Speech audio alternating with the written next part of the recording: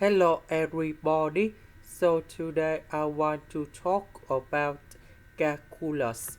The topic today is about integration and differential equations. So now I want to show you how to answer. I will put the s go to the right. This one go to the left.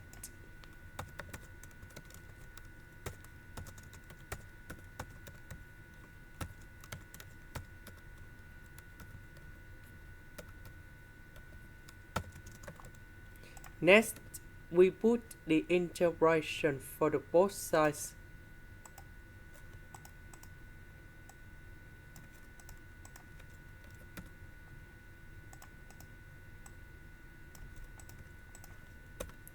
The integration of 2y, we have y squared.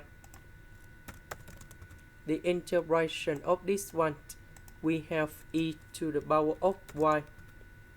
This one, we have s squared over 2.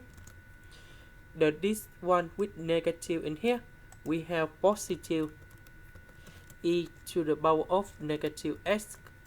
And I will put about c. This is the end. Thank you for watching.